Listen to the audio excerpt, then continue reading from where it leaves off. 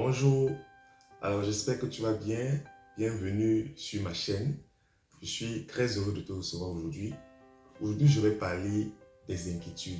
Alors, si tu es quelqu'un qui est inquiet, tu es inquiet face à une chose, face à une situation, je veux que tu saches que tu es au bon endroit et au bon moment. Alors, la vie de tous les jours est remplie de beaucoup de challenges.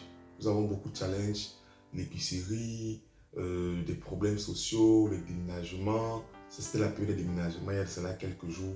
Et plusieurs personnes sont stressées, sont inquiètes parce que jusqu'à présent, ils n'ont pas encore leur logement.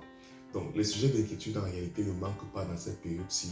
Et nous le vivons chacun à sa manière.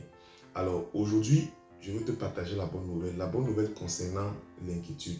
Ce que je veux que tu saches déjà, c'est que toute inquiétude tire son origine d'une source. Il y a toujours quelque chose qui est à l'origine des inquiétudes dans nos vies. Et c'est à toi d'identifier cette chose qui t'inquiète, cette chose qui te stresse. Comme je disais tantôt, pour certains, c'est la recherche d'un logement. Pour d'autres, la source de leur inquiétude, c'est leur examen scolaire. Pour certains, c'est leur situation matrimoniale. Pour d'autres, c'est leur situation dans leur foyer, l'éducation de leurs enfants. Bref, il y a tellement de choses qui peuvent être la source de nos inquiétudes. Donc, premièrement, il faut identifier la source. Il faut identifier ce qui est à l'origine de ton inquiétude. Et lorsque tu l'as identifiée, il faut qu'elle soit confrontée à la parole de Dieu. Parce que ce que la parole de Dieu dit, c'est ce qui est la vérité. Même si tu es actuellement inquiète parce que peut-être tes enfants ne se comportent pas bien, tu dois te saisir de la parole de Dieu pour déclarer ce qui est la vérité sur la vie de tes enfants. Alors, aujourd'hui, je vais partager tantôt avec toi la parole de Dieu. La Bible dit, ça c'est dans Job, verset 3, verset 25, « Ce que je crains, c'est ce qui m'arrive. Ce que je redoute, c'est ce qui m'atteint. » Alors, pour être un peu plus exact, ce que Job est en train de dire ici, c'est que ce qu'il craignait, c'est ce qui en fait lui arrivait. Ce que ça veut dire, c'est quoi? Cette chose que tu crains, cette chose qui te remplit d'effroi, cette chose qui t'inquiète à longueur de journée, au fur et à mesure que tu es inquiet ou inquiète, au fur et à mesure que tu y penses, au fur et à mesure que tes émotions sont chargées négativement vis-à-vis de ce sujet, tu crées un environnement favorable à ce que cette chose s'accomplisse. C'est pourquoi il faut faire très attention. Les sujets qui nous inquiètent, les sujets qui nous remplissent d'effroi, si nous ne confrontons pas ces sujets avec ce que la parole de Dieu dit, alors nous sommes en train de créer un environnement favorable pour que cela s'accomplisse dans nos vies. Donc maintenant, tu vas te demander comment faire pour ne plus s'inquiéter. Alors ça, c'est une bonne question. Je vais lire avec toi la parole du Seigneur. La Bible dit dans Philippiens 4, versets 6 à 7, « Ne vous inquiétez de rien, mais en toute chose, faites connaître vos besoins à Dieu par des prières et des supplications avec des actions de grâce. Et la paix de Dieu, qui surpasse toute intelligence, gardera vos cœurs et vos pensées en Jésus-Christ. » Alors, c'est très important. Avant de commenter ce verset, je veux d'abord que tu saches que lorsqu'on est inquiet, on a besoin d'une parole pour être rassuré. Et la personne de qui on reçoit la parole pour être rassuré, c'est important d'avoir la révélation de la personne de qui on reçoit la parole pour être rassuré. Je prends un exemple tout simple. Si on a un enfant qui est inquiet, qui est inquiet peut-être parce que voilà, il a besoin de quelque chose, il a un besoin particulier.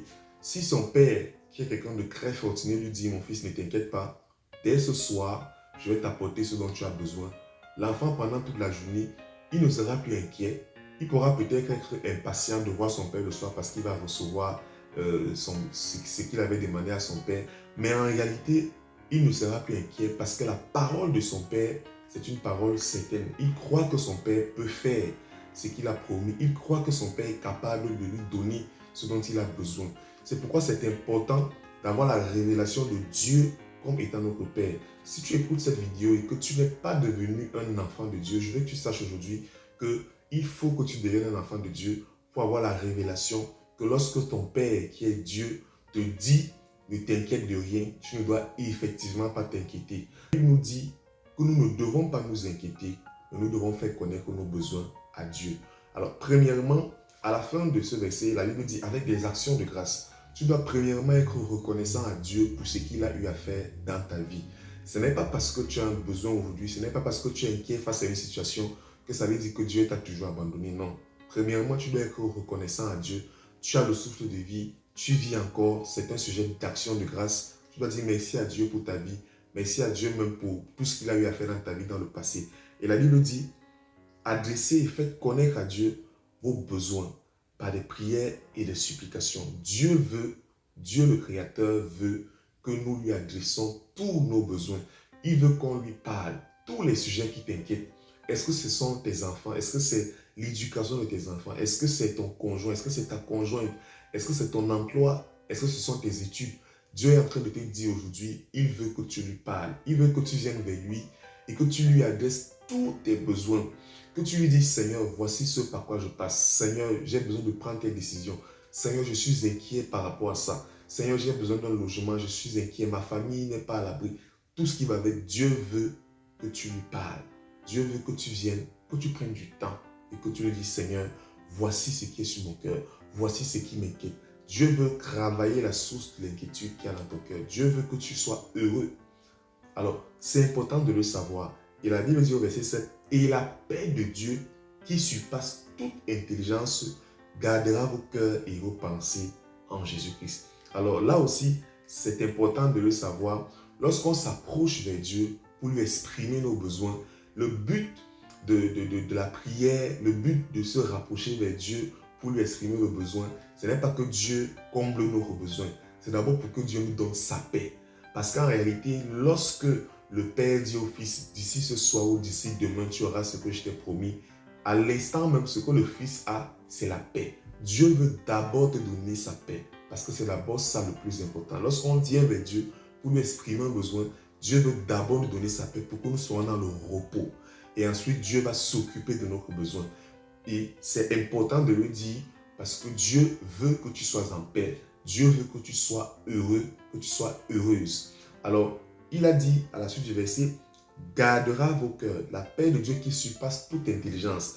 C'est important de le noter parce que la paix que Dieu nous donne, ce n'est pas la paix comme le monde nous donne, ce n'est pas la paix qu'un ami nous donne, c'est la paix qui surpasse toute forme d'intelligence. C'est la paix, le fait d'être serein lorsque tout est troublé autour de toi, lorsque les personnes sont licenciées autour de toi, d'avoir la paix que Dieu va s'occuper de ta vie, que tu sois licencié ou pas. En fait, la paix dont Dieu parle, c'est une paix qui n'est pas naturelle, c'est une paix surnaturelle. C'est pourquoi il dit, elle surpassera toute intelligence. Et il dit, et gardera vos cœurs et vos pensées en Jésus-Christ. Alors la question que je veux te poser, c'est que, est-ce que tu es en Jésus-Christ? Est-ce que tu vis en Christ? Est-ce que tu vis pour Christ? Si tu m'écoutes aujourd'hui et que tu n'as pas encore rencontré Jésus-Christ comme ton sauveur et ton Seigneur personnel, je veux que tu saches que c'est l'opportunité pour toi aujourd'hui de dire, Seigneur Jésus, entre dans ma vie, j'ai entendu parler de toi, j'ai appris que tu es le sauveur, j'ai appris que tu viens pour nous aider, que tu nous donnes ton Saint-Esprit, je veux te recevoir. Parce qu'en fait, Dieu, lorsqu'il te donne sa paix, Dieu veut garder ton cœur et tes pensées